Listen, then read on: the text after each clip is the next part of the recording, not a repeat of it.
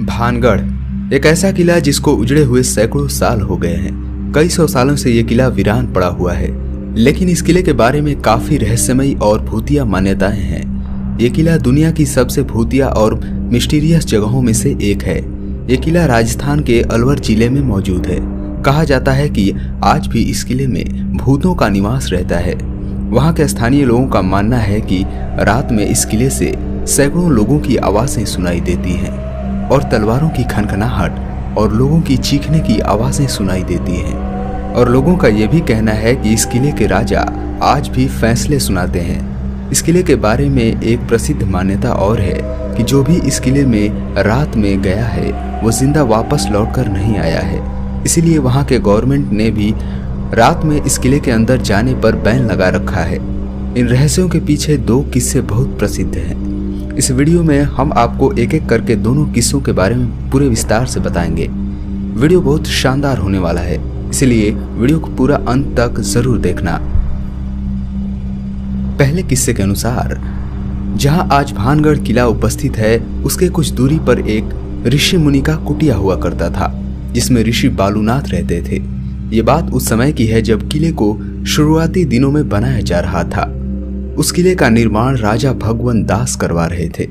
तो किले की निर्माण की खबर ऋषि बालूनाथ को लगती है, तो उन्होंने राजा भगवंत दास से कहा कि आप किले को शौक से बनवाइए, हमें इससे कोई आपत्ति नहीं है, लेकिन आपको किले की ऊंचाई इतनी ही रखनी होगी कि उसकी परछाई मेरी कुटिया पर ना पड़े।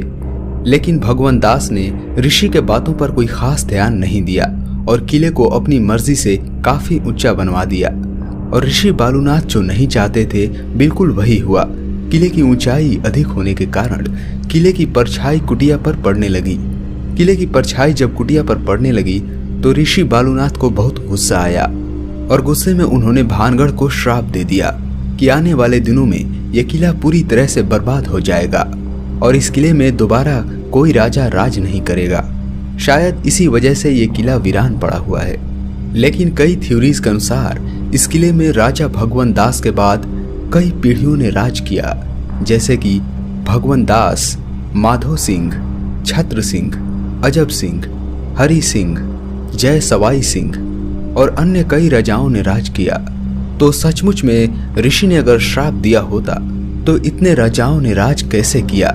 ऋषि बालूनाथ का कुटिया आज भी वहीं पर मौजूद है। इस पे आपकी क्या राय है, हमें कमेंट में जरूर बताना। दूसरे किस्से के अनुसार, एक समय में भानगढ़ की एक राजकुमारी हुआ करती थी, जिनका नाम राजकुमारी रत्नावती था। राजकुमारी रत्नावती बेहद खूबसूरत थी। उनकी खूबसूरती का हर कोई दीवाना था। जो भी उनको एक बार देख लेता उनकी खूबसूरती पर मोहित हो जाता था। राजकुमारी रत्नावती के जैसा खूबसूरत पूरे राज्य में कोई भी नहीं था। आसपास के सभी राज्यों के राजकुमार उनसे विवाह की चाह करते थे। उस समय राजकुमारी सिर्फ 18 वर्ष की थी। तभी से उनके लिए राजकुमारों से विवाह के प्रस्ताव आने लगे। लेकिन जिस भी राजकुमार का प्रस्ताव आता, राजकुमारी रत्नावती उनको ठुकरा देती थी। उन्हीं दिनों राजकुमारी अपनी सहेलियों के साथ बाजार घूमने निकली थी। अन्य सारी दुकानें घूमने के बाद वो एक इत्र की दुकान पर पहुंची। राजकुमारी को इत्र बहुत पसंद था, इसीलिए वो उस दुकान पर रुक गई और इत्र पसंद करने लगी। उसी बीच उनसे थोड़ी दूर पर एक आदमी खड़ा था, जिसका नाम सिंधिया सेवड़ा था। सिंधिया सेवड़ा उस समय का बहुत बड़ा तांत्रिक था, ब्लैक मैजिक का बादशाह था। वो राजकुमारी को एकटक निगाहों से देखे जा रहा था। सिंधिया सेवड़ा को राजकुमारी बहुत पसंद आ गई।